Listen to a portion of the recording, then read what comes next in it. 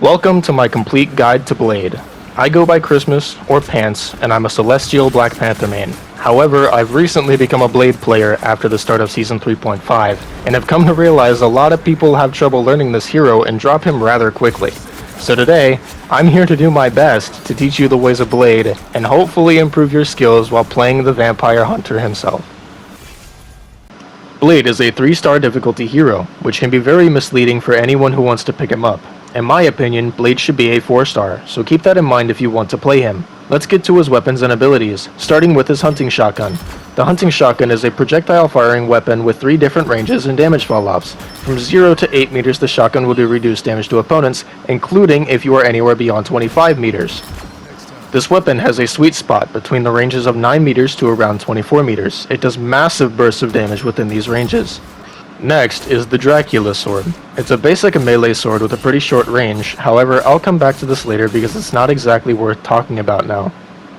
Moving on to his damage block, which decreases the amount of incoming damage you take in the direction you're pointing in, as well as decreases the cooldown for your Daywalker dash.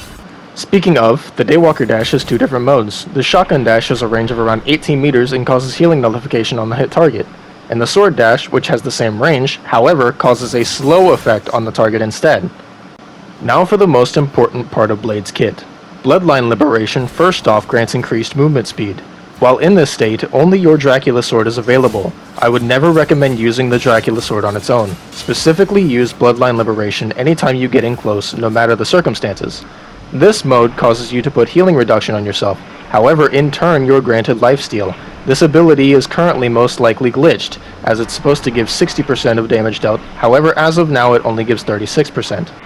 This ability also gives Blade a meter which builds per strike. This meter goes up to 10, and the higher it is, the faster Blade's attack speed becomes. His final ability is his team up with Cloak and Dagger. While inside this team up, you can perform a unique dash to your opponent called the Swift Strike to close distance. Now on to his ultimate. This ability can be released instantaneously by pressing the confirm button after using the ultimate button. His ultimate also causes healing reduction.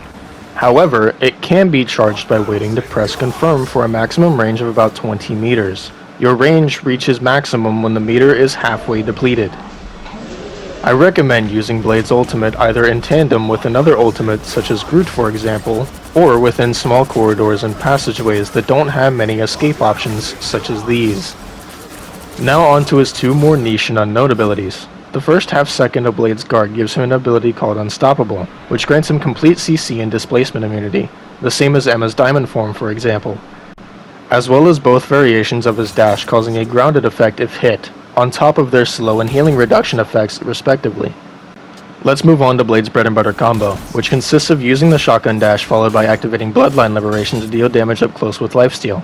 However, a more advanced variation of this revolves around using both the shotgun dash and the sword dash in quick succession. Using both dashes will take both charges of your dash cooldown. However, you can still execute the combo with only 1 charge, but it will reset whatever you've replenished in that time. With his kit fully explained, let's move on to how you should be playing Blade in matches. Blade can be played as a frontline brawler as well as a flanking disruptor. No matter which, it's best to use your shotgun to deal poke damage and wait for an opportunity to do your bread and butter to deal great damage while also applying healing reduction to a target.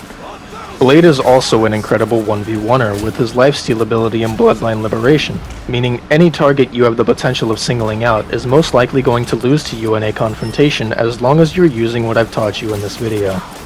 Lastly, we move on to potential Blade counters. In my opinion, his worst matchups are Emma Frost, Adam Warlock, Penny, and Hawkeye. Blade's Unstoppable only lasts for half a second when blocking, which means no matter what, Emma will get either her grab or kickoff on you during an engage.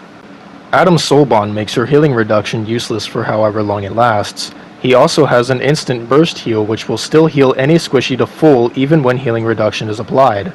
Penny Nest can be very difficult to get rid of on Blade depending on the Penny player's skill, and her tanky health pool doesn't help with Blade's low damage output. And finally, Hawkeye. Obviously he can one-shot you. The only catch is, he can do so outside of the sweet spot range of your shotgun, meaning your only chance to kill him is to flank behind him, which can be very risky. With that, I hope you now know how to properly play Blade. If this video helped you do so, I ask that you please at the very least like it. It took me quite a long time to not only learn this character from the ground up, but to make this video in general. I'm wishing you the best of luck in your matches as Blade, and hopefully you succeed now that you've watched this video. Thank you, and goodbye.